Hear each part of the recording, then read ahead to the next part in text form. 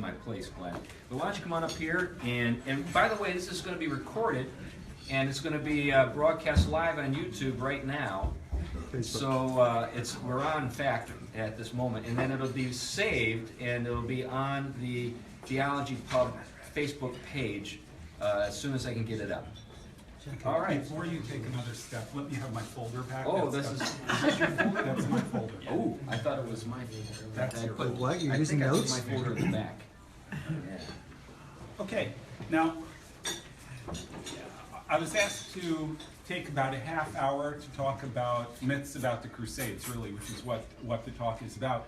And the problem with this is there are so many myths that you would have to deal with to do this completely that it's going to be pretty much impossible. So I've got a couple of things that I'm going to start with, and then when I run out of time, my half hour, we'll open it up for questions, and if you have any other things you'd like me to address, I'll be happy to do that. I do entire graduate courses and undergraduate courses just on the Crusades, so I've spent a lot of time with this subject. So anyway, first question, or first statement that you may have heard. The Crusades were an unprovoked assault by a bunch of barbaric Christian fanatics against the peaceful, civilized, and tolerant Islamic world. Does that sound vaguely familiar? Okay, let's start with that one, because this is really hitting at what I think is the heart of most of the misconceptions about the Crusades. What were they about? Were they unprovoked? What were the goals of the Crusades? That sort of thing. And let's start with the idea that they were unprovoked. The history of the relationship between the Muslim world and the Christian world begins really shortly after Muhammad, well, even during Muhammad's lifetime, when he began raiding into Christian territories in the Byzantine Empire. After his death, Muslim armies swept through an area that had been Christianized and had been part of the Byzantine Empire, all through the Middle East, all the way across North Africa. In 711, they crossed the Straits of Gibraltar and invaded what is now Spain, overran that in the space of about a year or two, then invaded France, and by 732 they were within a couple of hundred miles of Paris before they were actually stopped and the process of rolling them back started. After that, in the 10th century, Muslim navies crossed the Mediterranean and conquered Sicily and southern Italy. They set up bases in southern France, and they raided from those bases into Germany and other parts of France. They actually, in the 900s, besieged the city of Rome and raided it pretty badly, sacked it pretty badly. Then in the 11th century, they invaded Byzantine territory, and in 1071, at a battle at a place called Manzikert, they took over a good chunk of that. Modern-day Turkey pretty much was conquered by the Muslims after the Battle of Manzikert. I should note that if you try to type Manzikert into your computer, make sure autocorrect is off. I had students hand in papers discussing the Battle of Miniskirt once. So you don't want to do that. Anyway, so that's all of that is going on within 24 years of the beginning of the Crusades. It's kind of hard to argue that an attack under these circumstances is unprovoked. Let's add to that pilgrimage from Europe to Jerusalem was an important part of medieval piety. They loved pilgrimage, and pilgrimage to Jerusalem was the gold standard of pilgrimage. Now, Jerusalem had been in Muslim hands, and initially in the Middle East, the Muslim rulers were relatively tolerant of Christians. They were very definitely second-class citizens. Okay, there were a lot of restrictions on them, but many of them actually rose to high office within the Muslim world for the simple reason that they were literate. And the Arabs originally really were not a particularly literate people. That will change over time, but initially they weren't. So you end up getting Christians in as viziers and as other high officials in the Muslim world. About the 9th century, that starts to change. And there's increasing persecution occurring within the Christian community. By the time you are in the early 1000s, the Caliph, a guy by the name of Al-Hakim, actually ordered the Church of the Resurrection, also known as the Church of the Holy Sepulchre, the church that was built over the site of Jesus' tomb, he ordered it leveled. It was destroyed completely. The most important pilgrimage site in the world for Christians. His successors allowed the Byzantines to rebuild the church, but then a group called the Seljuk Turks converts to Islam. They take over, and they are highly aggressive. They start harassing pilgrims. They start shutting down pilgrimage routes. They start making it very, very difficult to complete the pilgrimage to Jerusalem. It's worth noting that the Crusaders called themselves pilgrims. They thought of what they were doing as an armed pilgrimage. They were going to Jerusalem. Okay, so let's add that into the unprovoked category. Okay, so the fact is that there was a great deal of tension, warfare, that existed between the Muslims and the Christians prior to that, and the vast majority of it was started by the Muslims. And we can add on top of that, like I said, the harassment and the trouble that's added into the pilgrimage process. Okay, so that's the unprovoked. Barbaric, fanatical Christians. That was the next phrase, key phrase in this. Well, there's no question that the Muslim world at this point was more advanced in some respects than Europe was. The reason for that is that when they conquered a good chunk of the Byzantine territory, they acquired a great deal of Greek learning that was largely lost in the Latin West. Muslim philosophy, Muslim medicine, all of these things that you hear about that they excelled in, they got from the Greeks. And by the way, the people who translated it into Arabic were Christians, because they were the ones who were literate. Okay?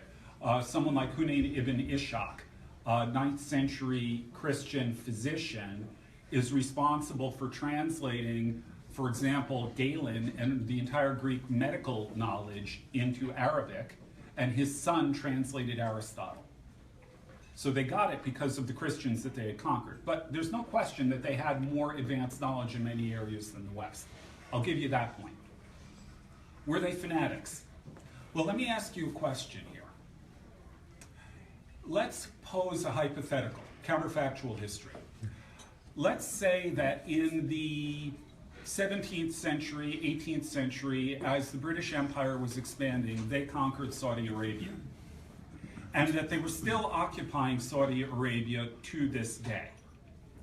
Let's suppose that there were British rulers over Saudi Arabia that decided they didn't really like Islam and leveled the Kaaba, which is one of the main holy sites in Islam, the site that you go to when you're going on the Hajj, the pilgrimage to Mecca.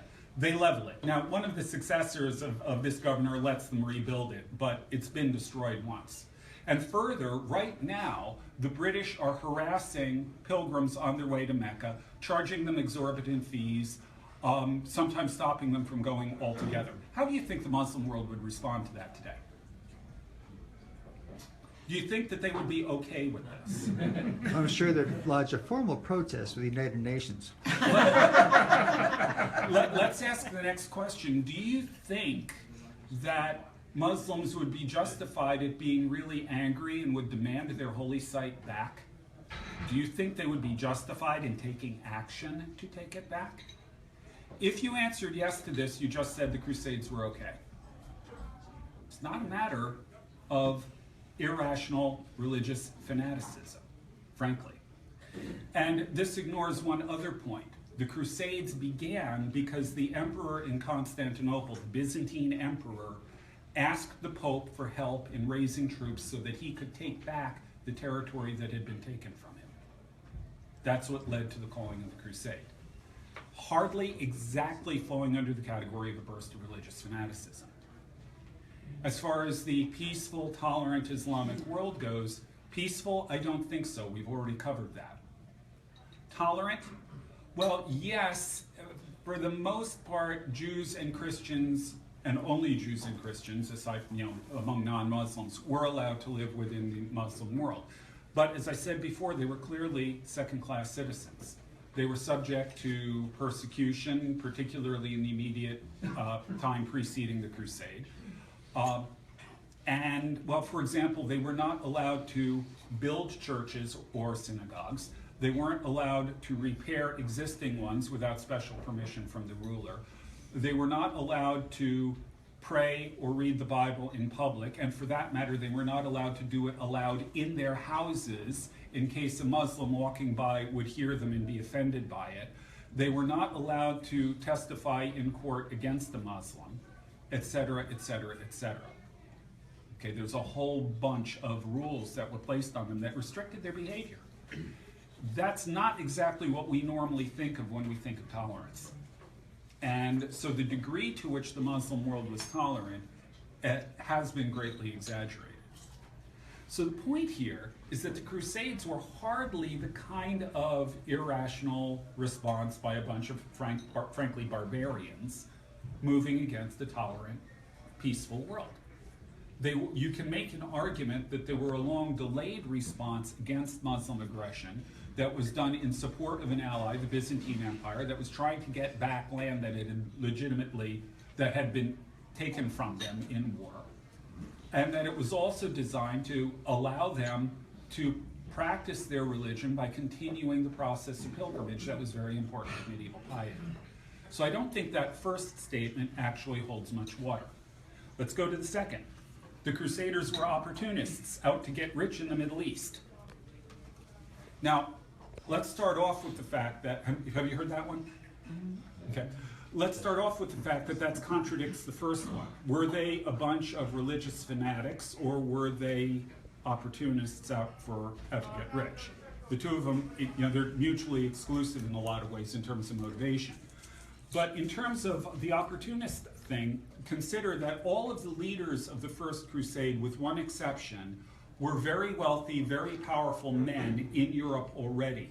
They had large territories, they were already really, really rich, influential, and powerful. And they gave all of that up to go to the Middle East on a venture that was difficult, dangerous, that they probably would die during, and that they had no real reason to anticipate that they would be able to get large chunks of territory there.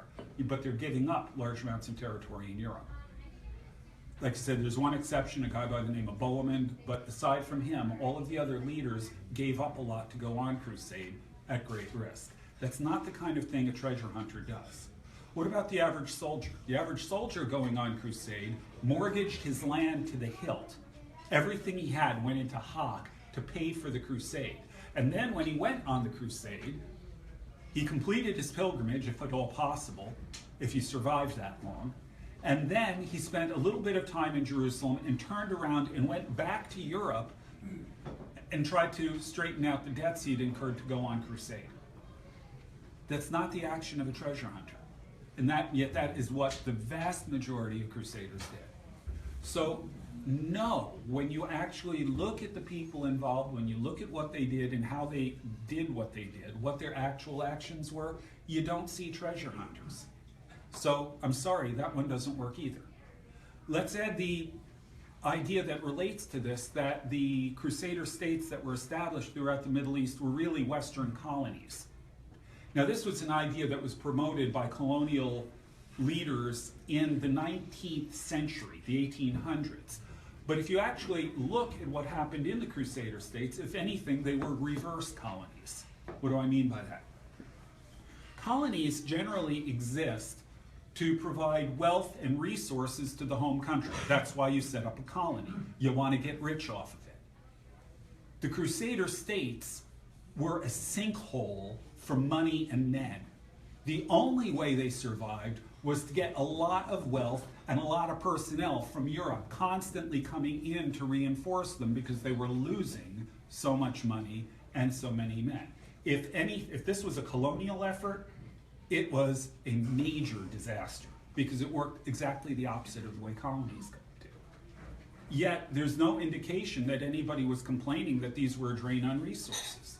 They were quite willing to pour the resources in because they believed that Jerusalem, as the holiest city to Christians, needed to be in Christian hands.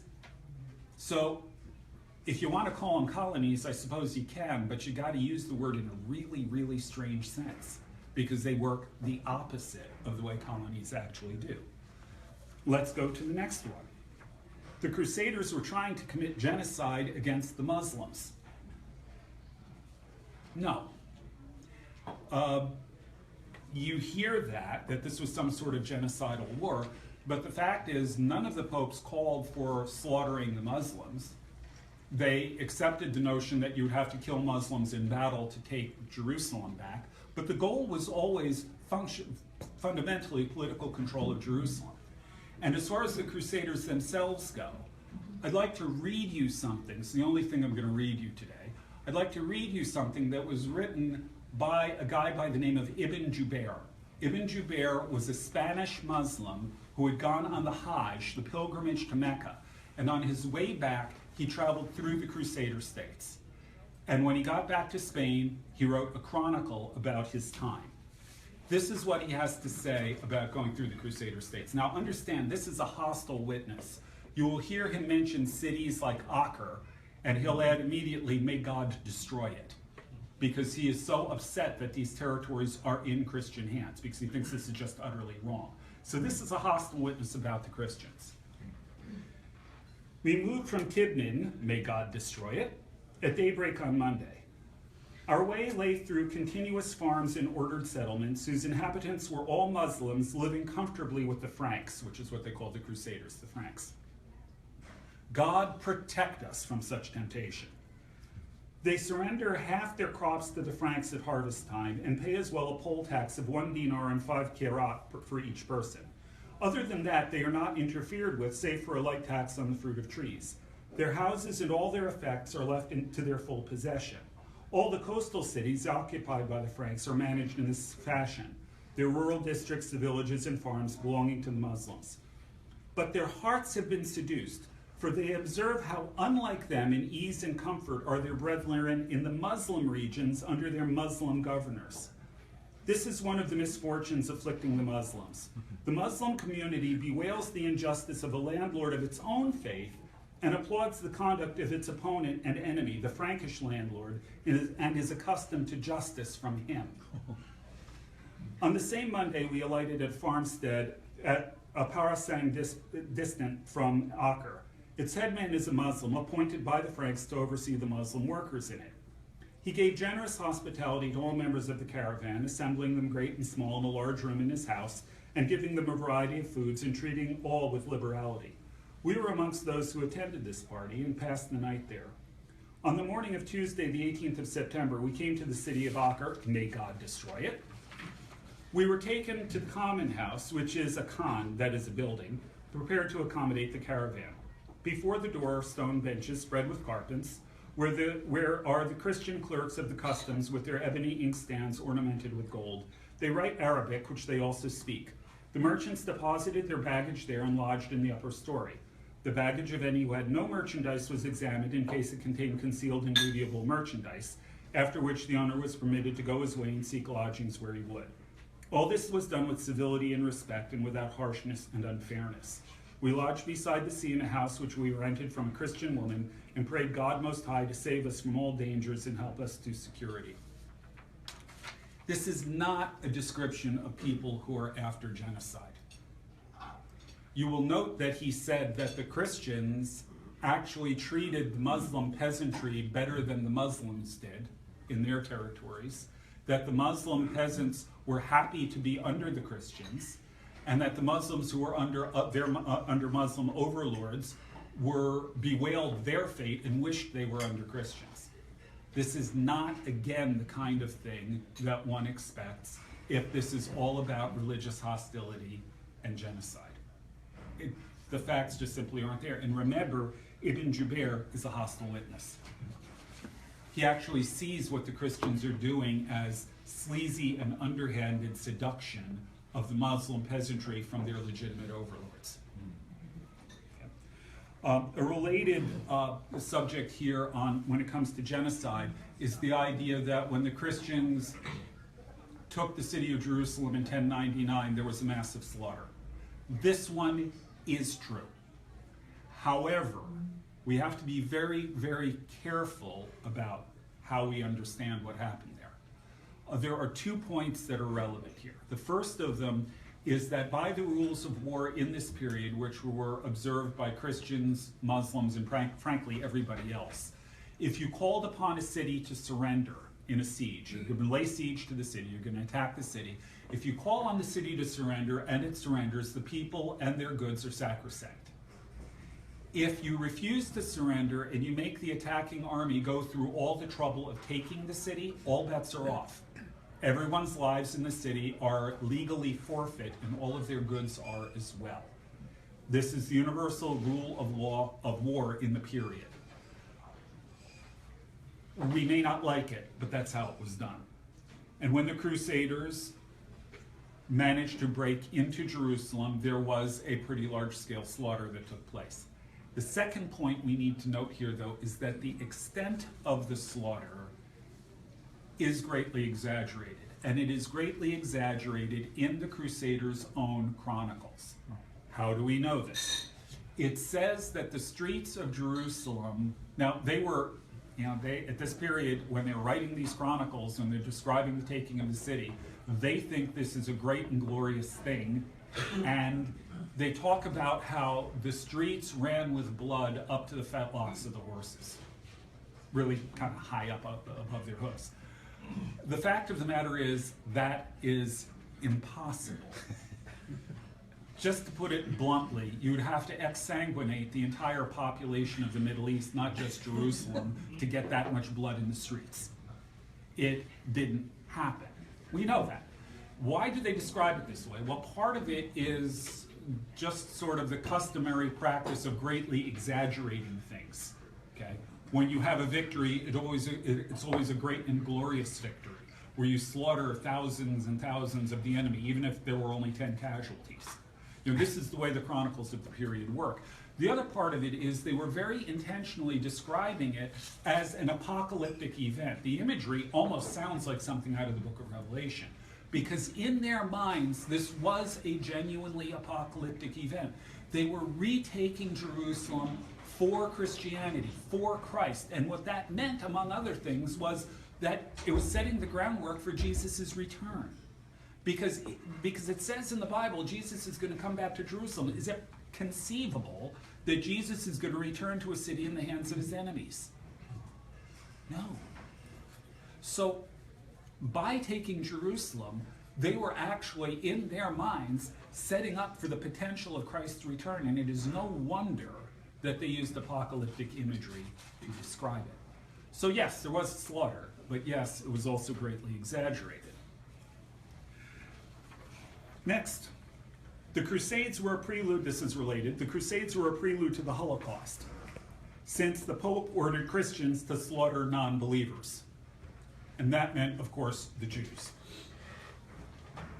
No. First of all, the Pope never gave a license to the Crusaders to go out, or to anybody to simply go out and slaughter non-believers, and particularly not to slaughter the Jews. In fact, according to medieval Catholic theology, it was important for the Jews to continue in place, for reasons which I don't need to get into. They're not ones we would embrace. But to the medieval Catholic mind, to the theologians, the presence and existence of the Jews was important. And there was never ever any call to slaughter them. The grain of truth in this is that during the First Crusade, there were a bunch of people who were not part of the official crusading armies who decided to join them anyway, and they went off on their own. They were frankly a rabble, a mob, consisting of a lot of runaway peasants and failed knights, and they did attack Jewish communities in the Rhineland. It's worth noting that under many circumstances, the local bishops opposed this and tried to protect the Jews, up to the point where they even invited the Jewish communities into the episcopal palace to protect them. Didn't always work, but they at least tried. So there were violent pogroms against the Jews done by an offshoot of the Crusaders in the First Crusade, not by the Crusaders themselves. And the attacks on the Jewish community were roundly condemned by the Pope and the local Christian authorities. Not exactly an official part of the crusade. It happened. There's a grain of truth here. The other part of this, though, that needs to be noted is that the attacks on the Jewish community during the Middle Ages themselves were known, of course, to the Jewish community, But most of them simply wrote this off as an aberration. They didn't see this as part of any kind of systematic attempt to destroy them. And it's only in retrospect, after the Holocaust, that you can look back and say, oh, see, they were always doing this. It's not really true. They weren't always doing it. There was one set of incidents which were condemned and should be condemned roundly by all the church authorities. But it isn't part of a systematic plan or program that continues after that. It was a rather bizarre aberration in the middle of things. Okay. Last myth. We have just about enough time. The Crusades marked the beginning of 900 years of animosity between the Middle East and the European world. Well, I would suggest, first of all, that the animosity starts when the Muslim world invades the Christian world 300 years before the Crusades. That's one thing that's kind of worth noting. But it is also worth noting that the way Crusades are viewed, the way the Crusades to the Middle East are viewed in different periods of history, depends entirely on the relationship between the Middle Eastern world and Europe in terms of the balance of power between the two. So, the Crusader states lasted, if I remember right, something like 174 years, and then they were gone. From that point on, in the Muslim world, the tendency was to view the Crusades as a rather strange little aberration.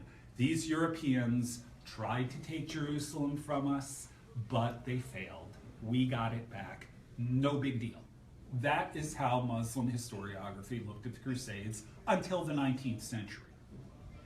In Europe, meanwhile, no one even thinks of criticizing the Crusades. Well, there are occasional people who say that this was really a misguided notion. That's not the way you get Jerusalem back. That's not the way you win Muslims to Christ, which is a better way of doing it. You do get some people saying that, but for the most part, there's no real criticism of the Crusades per se through the 17th century. And the reason for that is that through the 17th century, the Muslim world continued to be a threat to Europe. The last full-scale Muslim military invasion of Europe was turned back from the city of Vienna in a battle starting on September 11th, 1683. That's about 50 years after Wethersfield was founded, to put this in perspective. The Muslim world was still trying to conquer Europe.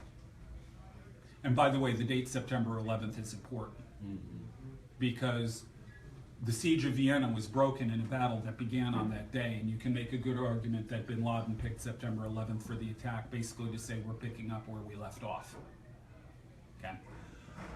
So while the Muslim world is a threat, nobody in Europe thinks to criticize the Crusades. As you move into the 18th century, the Muslim world is falling further and further behind. European colonization is taking off. European technology is going way beyond where the Muslim world is. With the net result that, and then on top of that, by the way, you also have the Enlightenment, which is basically a secularizing, really anti-Christian movement, particularly in France. In that context, you begin getting people who start criticizing the Crusades because the Muslim world is no longer seen as a threat. 19th century, colonialism really takes off, the neo-imperialism it's sometimes called, where the Western world really begins to dominate basically about 90% of the land surface of the earth. You get European leaders coming in and giving speeches in the Middle East in which they're talking about all of the greatness of European colonialism, and they begin associating it with the Crusades. The Crusades were a first step toward where we are today. It wasn't, but that's what they say. Their rhetoric is then picked up in the Muslim world, who then say, oh, these Christians in Europe have had it in for us for the past 800 years. Not true. As we saw, the Crusades were anything but colonies, the Crusader states. But the rhetoric of certain individuals who were leaders in the European world, their rhetoric about the Crusader states being proto-colonies, creates the sense in the Muslim world that everything that has happened since then, the European domination of the Middle East and all of those kinds of things, that the Crusades were the beginning of it.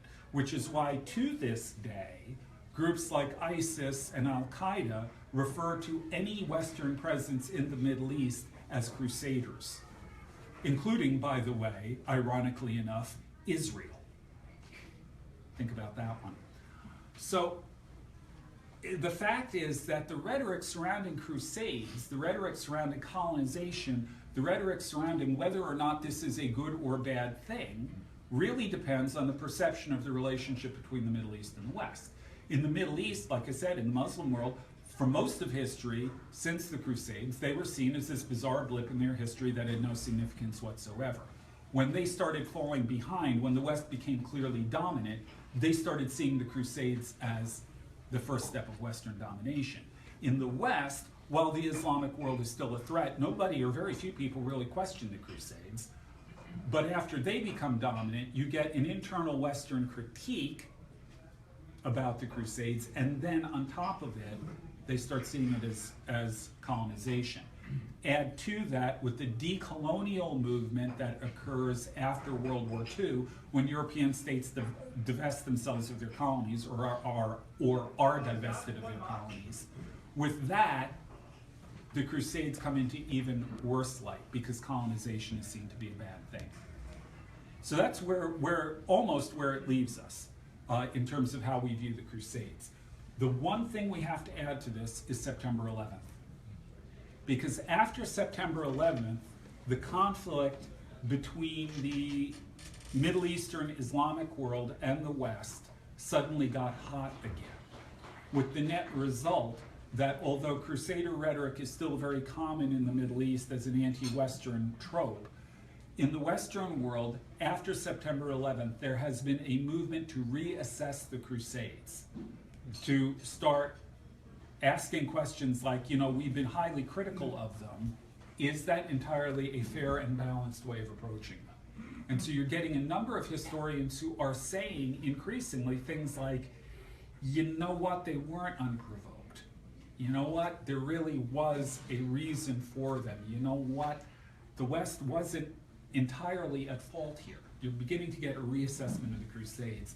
But again, it's because of September 11th. It's in light of this renewed conflict that has emerged, a civilizational conflict in many ways, that this reassessment is beginning. It's not universally accepted, but there is a growing movement, and you're seeing more and more people who are arguing that. Okay, so that's a handful of myths about the Crusades. I have gone just shy of 35 minutes, so I overshot a bit. Are there any questions or comments? Anything that I didn't cover that you want me to cover? The crusade we hear the most about, of course, is the Fourth Crusade, Right. The sacking of Constantinople. Actually, I would argue the Third Crusade is the one you hear the most about, but let's talk about the Fourth Crusade. Sure. Okay, what happened in the Fourth Crusade? In the Fourth Crusade, the short version of it is the crusade got diverted. It was originally intended to go try to liberate Jerusalem, because Jerusalem had fallen by then. It got diverted, and instead it attacked the Christian city of Constantinople and captured that instead. And that was the only thing the crusade accomplished. And by the way, that action sealed the dislike and distrust between the Orthodox Christians and the Roman Catholic Christians to this day. Okay, what happened during the Fourth Crusade? There are a lot of different ways of that the Fourth Crusade has been interpreted. The narrative, the best way I can reconstruct it, is there were a number of leaders for the crusade, among them a guy named Villard-Douin, who wrote a complete chronicle of the crusade, that went to Venice and contracted with the city of Venice to provide transport to the Middle East. Venice was a republic, had a maritime empire, but it was governed as a republic, and it was really run by the merchants. It was a city that was a trading city, and the people who were in charge were the people who had all the money and were involved in trade. The Doge of Venice was a guy by the name of Enrico Dandolo. Dandolo was an old man, all the Doges were old. He negotiated with the Crusaders to essentially divert the entire Venetian economy to build this fleet of ships that the Crusaders told him they would need. The Crusaders, however, greatly overestimated the number of people that they would have. So when they showed up with much smaller armies and couldn't pay for the ships. The entire Venetian economy had been shifted over to building these ships. The net result is, now I think Dandolo knew that this was what was going to happen. And it was a rather dangerous thing for him to agree to this, because not long before this, a doge had been assassinated for making a major mistake economically for the city. So, but I think Dandolo had something in mind here, because what he did is he told the Crusaders, okay, we'll defer your debt, but you're going to have to do some things for us. There's this city of Zara over there on the Dalmatian coast, owned by the King of Hungary. The Venetians said, we really properly own Zara. The King of Hungary took it from us. So if you'll get it back for us, this rebellious city, we'll defer your debt. So the Crusaders were over a barrel, so they attacked a Roman Catholic city and took it. This got the entire crusade excommunicated by the Pope.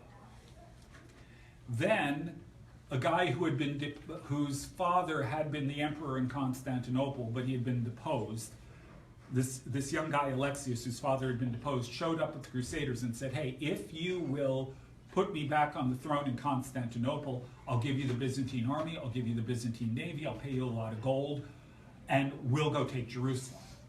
So they then went to Constantinople, put him on the throne. He wasn't able to deliver. He got assassinated. The crusade tried to attack the city by the land walls. That doesn't work in Constantinople. Without gunpowder, you never take the land walls. So the Venetians attacked it from the sea, and they managed to land basically a drawbridge from the top of the mast onto the wall, got a couple of soldiers in, they went out, opened a gate, and then the Crusader army went in and sacked the city. And declared that it was now Roman Catholic. That got the excommunication lifted by the Pope. So that's what happened in the Fourth Crusade. I am sure that the Venetians knew full well that the Crusaders weren't going to be able to pay them, planned to divert them to Zara. They've got now their own private army. They can make it do whatever they want to. I do not think they had any way of planning what happened to Constantinople. I think that was more or less opportunism that came up. And there's no question that this was a major, major blunder on the part of the Crusaders, just on a whole lot of different ways. So that's the Fourth Crusade. That's really essentially what happens. It's interesting that the way Rodney Stark characterizes the Crusades, he develops a narrative where there's a consistent pattern of treachery on the part of the Byzantines in promising support to the Crusaders and never delivering it, even betraying them, going behind their backs and making treaties with the cities the Crusaders are getting ready to conquer. And then it's almost like by the time the Fourth Crusade comes around, and here again you have this Byzantine coming in and say, hey, put me back on the throne, as you pointed out. And when the people in Constantinople says, yeah, this isn't happening, and get rid of him until the Crusaders take a hike, they finally have said, okay, we've had enough, we're sacking the city. You almost want to cheer for them, assuming that Stark's characterization is accurate. So it's interesting that, when you get the fuller picture. Yeah. Let me comment on Stark here. Stark's book, called God's Battalions, is an okay book in a lot of ways, but he engages in way too much special pleading, it seems to me, for the Crusaders. There's no question that tensions started with Constantinople in the First Crusade.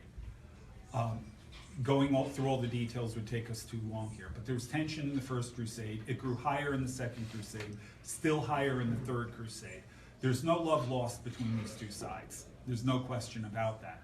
How much of it was Byzantine treachery? That's certainly seen as treachery on the part of the Roman Catholics that are in on the crusade. But from the Byzantine perspective, the Crusaders were untrustworthy, unreliable allies, and so on as well. There's a lot of blame that you could place on both sides of it, and I don't really think Stark is taking a particularly balanced approach when it comes to understanding things from the Byzantine side. Like I said, I think he's engaging in a little too much special pleading to defend the Crusaders. Glenn, you criticize Stark, which is great, but it's fine. What are some books that would be written for laymen that would be good out in the Crusades? The best one out there, and I hate to name this one, but it's called God's War by Christopher Tyerman. And the reason why I hesitate to name that one, it is, like I said, the best, is that it's 800 some odd pages. Tyerman does a really, really good job, but it is really, really long. What It's about not Matt? a light read. 800 pages, isn't it? Yeah, literally, the book takes up about this much space on my bookshelf. I mean, it is a pretty hefty book. What about Madden? There are other good ones out there. Madden's books on the Crusade are really good. Jonathan Riley Smith's books on the Crusades are really good. Those are the ones I would recommend the most right now. And Smith's books are thin. Yes, yes, they are. Yeah, Madden's are thinner too. Yes, so those would be probably more accessible. In back first. Thank you so much for your lecture. It's very helpful apologetically in the world. I think I'm going to remember what you said, and I think it's very useful. And I think it can almost come to the point of saying this was a just war kind of thing to liberate, enslaved Christians. I'm with that. But I do have a question. I wonder, do you see anything in the literature of the times that this could be a theological mistake? Now, as Reformed people, most Reformed people would say, I'd be one of them, there is no theological significance to the earthly Jerusalem. We're about the Jerusalem above. That's our mother. So, other than a nostalgia kind of thing, there isn't an earthly significance to it. But I just wonder, was anybody wrestling with that at all during that time? Yeah, very few, nobody's really questioning the issue of pilgrimage. Everybody believes pilgrimage is a good and valuable thing to do. So the earthly Jerusalem, in their minds and in their theology, matters. However, there are people who are critiquing the Crusades for other reasons. Someone like a Francis of Assisi, for example. St. Francis actually went to the Sultan in Alexandria to entreat for peace. The Sultan actually, interestingly enough, listened to Francis respectfully and sent him home in peace, giving him a large amount of gold in the process. Which is really funny because Francis lived a life of absolute poverty and didn't know what to do with the gold once he got it. He ended up giving it all away. So you've got Francis of Assisi, but there's also a much more interesting guy in my mind on this front, a guy by the name of Ramon Lull, who was from Iberia, who believed that the proper way of handling this was not conquest, but was missions. And Ramon Lull will actually attempt to begin a conversion movements among the Muslims. Doesn't work real well, but he's at least trying it. So you do get a few people who are critiquing it, not so much from the perspective of pilgrimage, but more from, not an entirely pacifist perspective, but from the perspective that war is not the best solution here. Brian. Hi, Professor. Thanks for giving the talk. So my interest in that is an economic side question. So I know Muslims are not able to charge interest, very much like Jews with usury. Christians with usury laws. When we took the Jerusalem, was there anything that we brought along with us economically, where the bankers from Venice, were they able to bring over any inventions into the Middle East that they hadn't seen before? There's a lot of cross-cultural contact that does take place during this period. More things are brought from the Byzantine Empire and the Muslim world into Europe than the other direction, but there are some things that go that way. Most of these relate to military technologies. Okay, the Europeans actually changed the way Muslim warfare is conducted in the Middle East. After encountering the way the Franks fought, they adapted. I mean, there are things that go in both directions. The economic consequences of the Crusade really revolve around two things. First of all, the earliest invention of what we would call banking is really connected to an organization called the Knights Templar, who were founded originally to protect pilgrims going to the Middle East. And as they developed priories around Europe, what would happen is you could bring your money to one Templar priory, they would give you a sealed receipt for it. You could then leave it with them, go to the next Templar priory, turn in the receipt, and get the money there. So it was like branch banking. Okay? And the idea here is it's safer, if they're trying to protect pilgrims, it's safer if you're going to the Middle East not to carry all your money with you. From there, the first commercial banks opened, and they always opened, I actually had a grad student who traced this out, they always opened in places that had Templar priories. The earliest banks that we know of opened in direct competition to the Templars. People looked at this and said, there's money to be made here.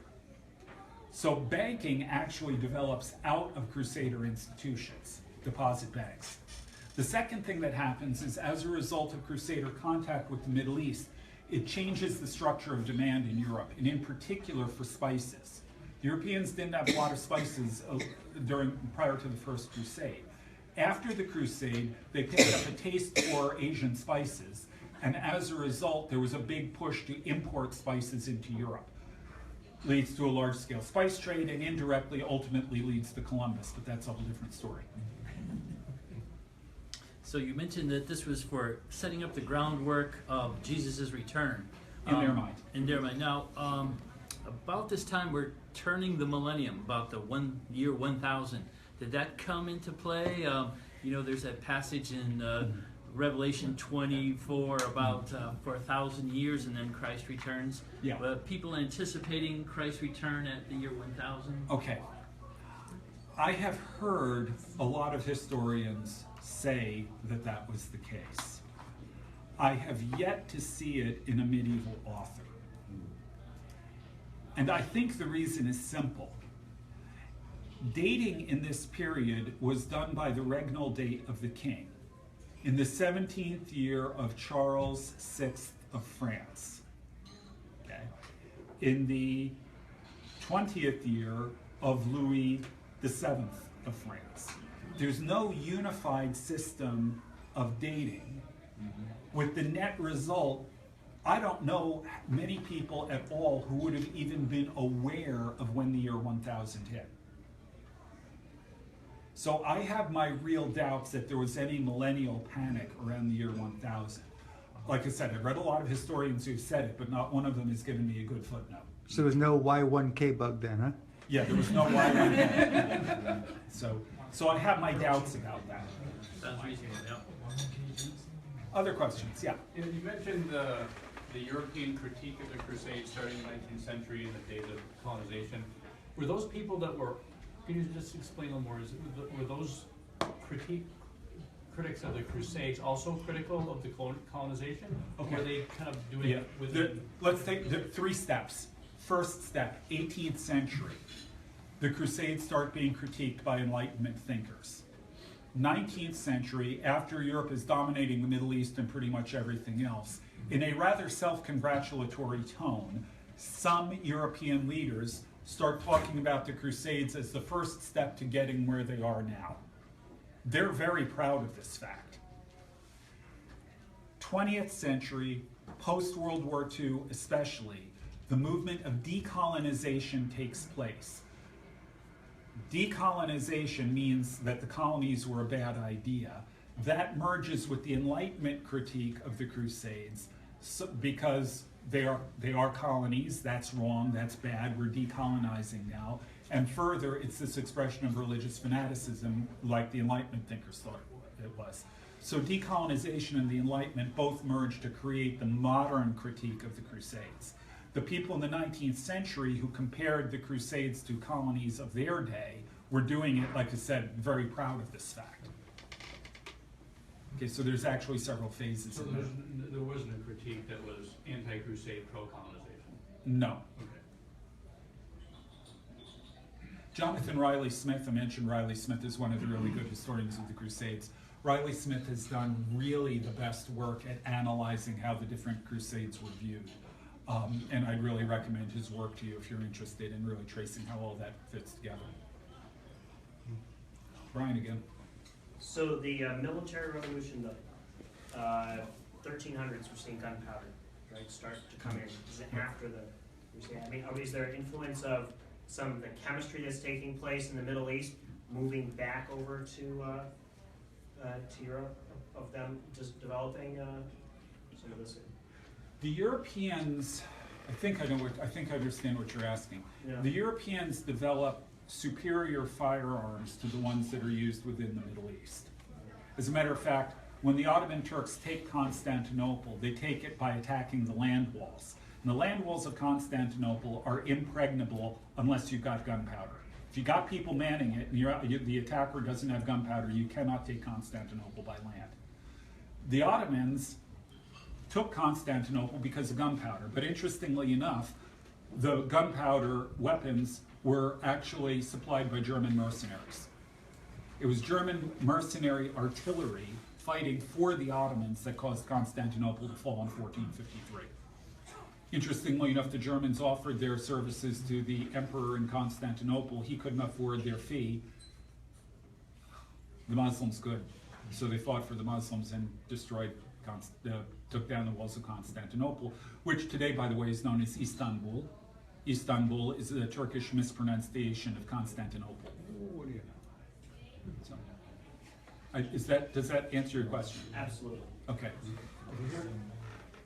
Yeah, Fourth Crusade was sealed the separation of the East and Western churches, and that resulted in the creedal clause, the filioque clause. Okay, that's earlier. Okay, so could you trace that out a little bit? Okay. In the Nicene Creed, the original text of the Nicene Creed, part of it reads, "I believe in the Holy Spirit, the Lord and giver of life,